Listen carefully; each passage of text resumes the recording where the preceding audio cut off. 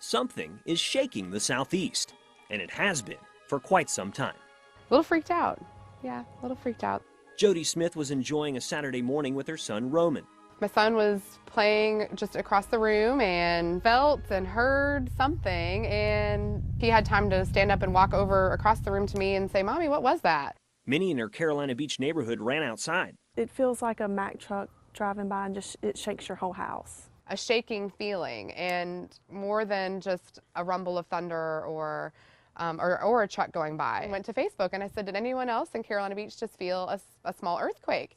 And within minutes, people were posting from all over town saying, I felt it in Mayfair, I felt it at Pine Valley. Dozens posted on her wall, and thousands have reported the noises up and down the coast on various websites from Georgia to Virginia, with speculative explanations ranging from the ordinary, like military aircraft, to the outrageous, like ghosts and aliens.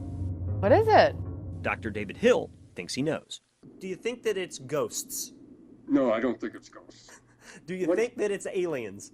I don't think it's aliens. I think it's likely to be small earthquakes. That's right, earthquakes. For nearly 50 years, Hill has studied just that, publishing more than 75 papers, many from his office at the United States Geological Service in Menlo Park, California.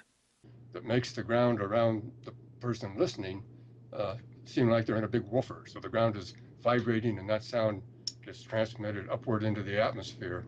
And you hear generally a low rumbling sound.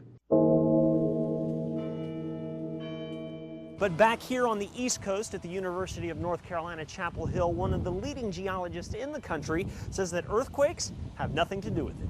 If we had a local earthquake, it would be impossible for us not to record that. Dr. Jonathan Lees says that of all the loud booms heard, recorded, and studied, there has never been any direct relationship discovered between the noises and seismic activity. It's just very unlikely that the humans could observe this and not have our very sensitive instruments, making these observations. But Dr. Hill disagrees, saying the lack of seismometers in the eastern portion of the Carolinas could let some quakes go unnoticed.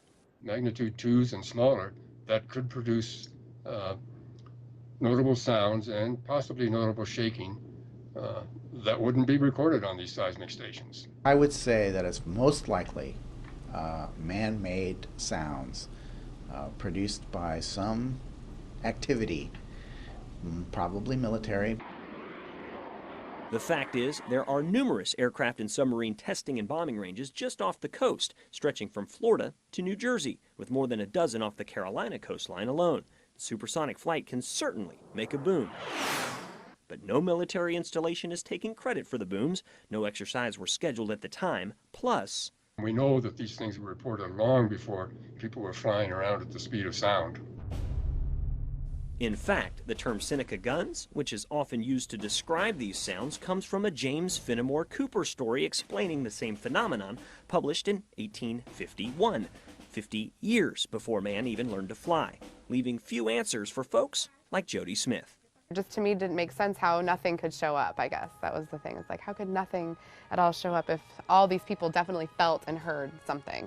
Questions where even the most experienced scientists can't seem to agree on an answer. It's just bizarre.